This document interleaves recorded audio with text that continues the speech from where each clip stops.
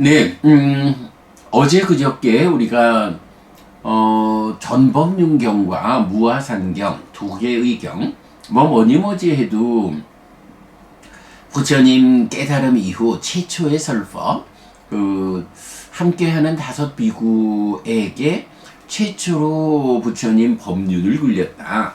그리고 그 법륜을 굴림을 통해서 고멸의 가능성에 눈뜨고 부처님에 대한 믿음이 확고해진 이 5명의 비구를 어제 말씀드렸지만 질의응답으로 뭐였더라? 질의응답으로 설명한 가르침 빠띠뿌차위니있다 라고 해서 여실직연으로 이끄는 무상고 무아를 설하는 가르침, 그 가르침으로 여실직연을 이끌고 이어서 여모 이탐 해탈 해탈직연 이렇게 아라한을 성취게 하는 두 개의 경우로 함께하는 다섯 비구가 아라한이 되었다. 그 중에 어저께 질의응답으로 설명한 가르침 이 부분을 소개를 하면서 시간이 좀 많이 돼가지고 간략히 말하고 말았지만요. 이런 가르침의 용례의 마지막으로 나왔던 것이 앙구타라 니카야 둘의 모음에 속한 집단품, 그 중에 질문 없이 교육받고 대물음 없이 교육받은 집단, 이래서 여기에서 보면 이렇게 질의응답으로 설명한 가르침이 있는 집단은, 그런 가르침이 없는 집단은 부처님의 말씀에 귀 기울이기보다는 시인이 설한 듣기에 좋은 요런 가르침에 귀를 기울이고 이 공부를 완전히 해야 하는구나 요래 생각하게 되지만, 그러나 바로 이런 질의응답으로 설명한 가르침, 무상고 무아로서 여실직연을 이끄는 이런 가르침에 의해서 교육된 집단은 그런 시인이 설한 듣기에 좋은, 그러나 사실 진리를 설하지 않는 이런 가르침에 귀 기울이지 않고 부처님께서 설한 가르침, 거기서 보면 대표적으로 공과 연결된 가르침 이렇게도 표현이 되죠. 이 공과 연결된 부처님 가르침에 대해서 귀 기울여야 한다. 무위의 알을 얻어야 한다 라고 해서 바르게 부처님 법으로 들어서는, 깨달음의 길에 들어서는 이런 집단이 된다 라고 말하고 있거든요. 저는 사실은 이 부분이 시사하는 바가 크다고 봐요. 불교 신자들, 그 가운데 출가한 비구, 비구니, 이런 부처님 제자들이 함께 있어도 거기에서 바로 이런 질의응답으로 설명한 가르침, 상한가 부상한가? 무상합니다. 무상한 것은 고인가 락인가? 고입니다. 그러면 무상하고 고고, 그래서 변하는 것인 색수상행식 오온을 이것은 나의 것이다, 이것은 나다, 이것은 나의 자아다라고 보는 것이 타당하냐? 그렇지 않습니다. 그러므로 모든 색수상행식 오온에 대해서 이것은 나의 것이 아니다, 이것은 내가 아니다, 이것은 나의 자아가 아니다 라고 그러니까 있는 그대로 바른 지혜로서 보아야 한다 라고 해서 세상에 있는 세상의 법인 오온을 어떤 이유로 이렇게 나의 것이 아니다, 내가 아니다, 나의 자아가 아니다 라고 보아야 하는지 하는 거를 무상하기 때문에, 그래서 고고, 그래서 변화하는 것, 이것을 이렇게 보아서는 안 된다. 그러므로 무상하고 고인 이런 것은 무하다 라고 해서 무상고 무아에 대한 있는 그대로 바른 지혜로서 볼 것. 요게 바로 여실지경까지 이르는 깨달음의 과정이죠. 그거를 빠띠푸차 니윗다라고 하는 말, 질의응답으로 설명한 가르침이라고 이름이 붙어져 있다. 참 이런 부분도 경에서 이런 부분을 발견하는 건 참 쉽지 않은 것 같아요. 우리가 그래도 맞지마니까야 관통법회 그 4년 2개월의 공부 과정에서 정말 집중된 공부를 하다 보니까 요 부분을 직접 지시하는 용어가 있구나. 요 가르침을 빠띠푸차 니윗다, 질의응답으로 설명한 가르침이라고 부르는구나. 그리고 안굿다라니까요, 둘의 모음에 가서 보면 이런 가르침으로 교육되지 않은 집단은 불교 안에 들어와 있어도 그저 시인들이 선한 귀에 듣기 좋은 이런 가르침으로 마음을 기울이지 부처님 가르침 자체에 대해서 마음을 기울이려 하지 않는다. 그런 듣기 좋은 소설 같은 이야기에 마음을 기울이지 공에 연결된 이 부처님 가르침으로 나아가지 않고, 그러나 이렇게 질의응답으로 설명한 가르침에 의해서 오온의 무상고 무아를 바르게 공부한 그런 비구들이 시인들이 쓴 그런 사실보다는 듣기에 좋은 요런 가르침으로 마음을 기울이지 않고 부처님께서 선언한 이 가르침, 이 진리에 귀를 기울이고 마음을 기울여서 참으로 이 가르침을 무위에 그 완성까지 알아야 한다. 이 가르침이 어떤 가르침이냐? 공에 연결된 가르침이다. 공이라는 건 무엇이냐? 맞지마니까야 121번 공의 작은 경 배웠지만 그야말로 없는 것은 없다라고 알고 있는 것은 아직 있는 것은 있다라고 한다. 그래서 내 안의 오염원들을 차츰차츰 들여가서 끝내 탐진치라는 최종의 오염원까지도 없는 상태를 만들고, 그러면 오직 몸에 속한, 육처에 속한 이런 괴로움만 남아있다 라고 해서 아라한이 성취되는. 그런데 이제 그것도 예전에 못 봤지만 우리가 품별 정리 과정에서 보아낸 거,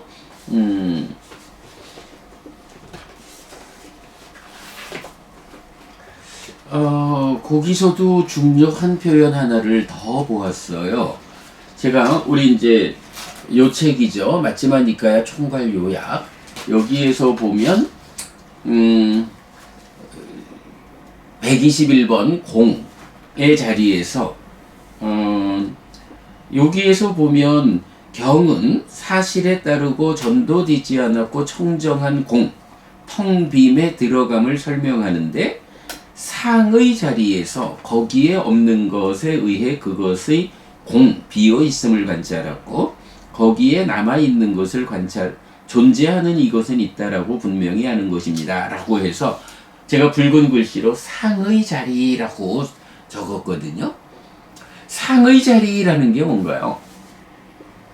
우리가 그 인식과 행위라는 이 삶의 두 측면에서 내 안에 이러이러한 부정적 요소들이 버려졌다, 이렇게 경지를 성취해 갈 수 있는데, 요게 정말로 공하다라고 말하려면 이런 인식과 행위 양면에서 몸과 함께하는 표면의 영역에서 내가 이만큼은 이제 해결했어, 이만큼은 버렸어 라는 거 가지고 공하다고 말하지 않는다는 거예요. 이제 이런 몸과 함께하는 인식과 행위의 자리에서 사념처 수행을 통해 가지고 부정적인 것을 버리고 그러면서 닦아라고 하는 마음이 몸을 떠날 수는 없지만 몸에 참여 없이 마음 혼자 작용하는 내적 영역, 그 닦아 안에서 어떤 일이 진행되나요? 상라가정이라는 전도된 상심견해, 무상고 무아부정이라는 전도되지 않은 상심견해, 이래가지고 닦아 안에서 상으로부터 출발해서 심해, 그리고 견해에 이르는 요 과정이 있잖아요. 그러면 요렇게 상심견해에서 견해에 와서야 비로소 몸과 함께하는 영역으로 들어가서 행위가 인식으로 연결돼 순환되는 요런 삶을 보는데, 이런 닦아 밖의 몸과 함께하는 영역에서 어떤 경지를 성취했다, 이만큼 삶의 부정적 요소를 버렸다 라고 해서 없는 것은 없다고 공이여 이렇게 표현하지 않는다는 거예요. 그거는 표면에서 없는 거지 사실은 그 내면에, 닦아라고 하는 그 내면에서 상심견해로의 과정에 부정적 요소가 아직 버려지지 않는 상태, 이런 상태일 수 있기 때문에 그거 가지고 공이라고 말하지 않고, 이제 공이라는 말은 어디에서 쓰느냐, 이렇게 닦아 밖의 문제가 해결되면 이제 닦아 안으로 들어와서 그 부정적 요소들의 뿌리를 뽑아내는, 그래서 사념저로 여실지견 닦아에 접근하면 그 안에서 사마타, 여모, 이탐, 위파사나, 소멸의 과정으로 번뇌를 부수고 깨닫는, 이렇게 닦아 안에서 최후의 부정적 요소인 탐진치를 다 버려내는, 이제 요렇게 우리가 수행의 성취를 말하잖아요. 그럴 때에 바로 닦아 안의 과정, 상심견해, 요 과정의 출발에 있는 이 상이라고 하는 삶의 심오함의 끝자락, 거기에서까지 이런 부정적 요소들에 대한 부정적 요소들에 대한 나의 잠재된 성향들이 비워지면 그때 비로소 참으로 텅 비었다, 없다, 요걸 공이라고 한다, 요런 의미죠. 아무튼 우리가 그 공의 작은경을 참 많이 소개하고 있지만 그래도 역시 공부는 반복해가고 집중해 갈 때 성과를 내요. 이렇게 마지막이니까야 품별 정리 과정에서 이제 그 부분 경에서 이제 그 공의 자리에서라는 말을 나오는데 미처 보완하지 못했던 거 요번에 보아서 정리했죠. 그러니까 공이라고 하는 것은 이렇게 그냥 뭐 표면에서 이런 건 없어 공이야 이렇게 말하는 게 아니고 완전히 닦아의 출발자리, 삶의 심오함의 끝자락에서까지 완전히 그 부정의 요소가 해소되었을 때, 그런 잠재된 경향이 해소되었을 때 그때를 공이라고 말한다. 그러면 그거는 그 부정적 요소에 관한 완전한 해결이 된 거죠. 자, 그런 가운데 바로 이런 공에 연결된 부처님 가르침, 이 가르침에 귀 기울이고 무위의 알을 성취하는 이런 공부는 바로 이렇게 질의 응답으로 설명한 가르침. 상하냐 무상하냐? 무상합니다. 그러면 그 무상한 것은 고냐락이냐? 고입니다. 그렇다면 그 무상하고 고여서 변하는 것인 이 오온에 대해서 이것은 나의 것이다, 이것은 나다, 이것은 나의 자아다라고 보는 것이 타당한가? 아닙니다. 대덕이시여. 그러므로 모든 색수상행식 오온에 대해서 이것은 나의 것이 아니고 이것은 내가 아니고 이것은 나의 자아가 아니다 라고 있는 그대로 바른 지혜로서 보아야 한다 라고 여실직연하는 요 공부 과정을 빠띠부차 니윗다 질의 응답으로 설명한 가르침 요렇게 말한다는 거. 그리고 그것이 그 가르침을 공부하지 못한 집단과 공부한 집단의 차이가 무엇이냐. 바로 이렇게 여실직언으로 이끄는 가르침을 공부하지 못한 집단은 부처님 가르침에 귀 기울이고 그 공과 연결된 이 가르침을 완성해야 한다라고 생각하지 못하고 그저 귀에 듣기 좋은 시인이 설한 이런 쪽으로 공부해야지 라고 마음을 기울인다. 깨달음으로 나아갈 수 없다. 그러나 이런 가르침을 공부한 사람들, 이런 집단은 그런 시인들이 설한 귀에 듣기 좋은 이런 쪽으로 마음을 기울이는 게 아니라 바로 공과 연결된 깨달음으로 직접 이끄는 이런 부처님 가르침에 대해서 귀 기울여야 한다. 이 가르침을 무예암 완성할 때까지 내가 나아가야 한다. 요렇게 공부의 방향을 잡아서 그들이 깨달음을 향하여 나아간다. 요렇게 말하는 거거든요. 아, 정말 요거 중요한 주제죠. 뭐 사실은 세상에서 말하는 삼법인 무상고 무아를 철견한다 라고 하는 이야기가 결국은 요 주제가 되는 거죠. 그런데 이제 자칫 그 세상에서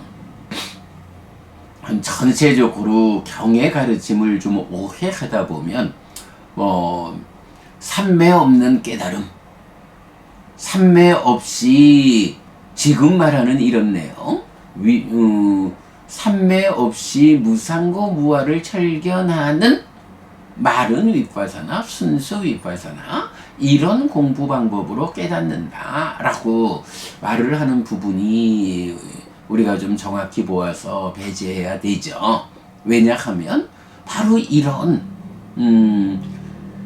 질의응답으로 설명한 가르침에 의해 가지고 여실직연하기 위해서는 삼매란 토대가 없이는 안 되죠.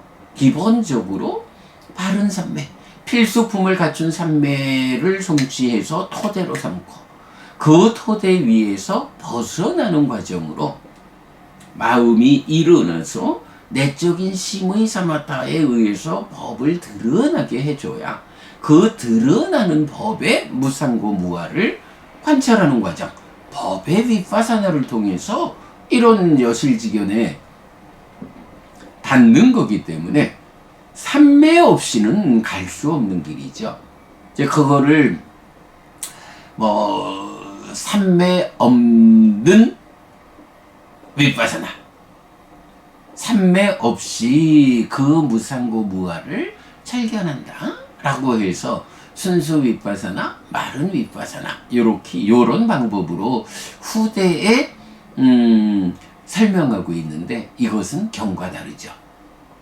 부처님의 이 깨달음이 그렇게 삼매라는 토대 없이 관찰되어지는 그런 낮은 공부가 아니다 라는 걸 우리가 잘 알아야 합니다만은 어쨌든 하여간 이 빠띠푸차 니윗다 위니타 빠띠푸차 위니타 해서 질의응답으로 설명한 가르침, 이 가르침이 깨달음의 길에서 차지하는 비중, 네, 그것을 안구따라 니까야 둘의 모음에서 집단품에서 이렇게 이것을 교육한 집단과 교육하지 못한 집단의 차이를 공과 연결된 가르침으로 귀 기울여서 깨달음으로 나아가느냐 아니냐 이렇게까지 말하고 있는 거,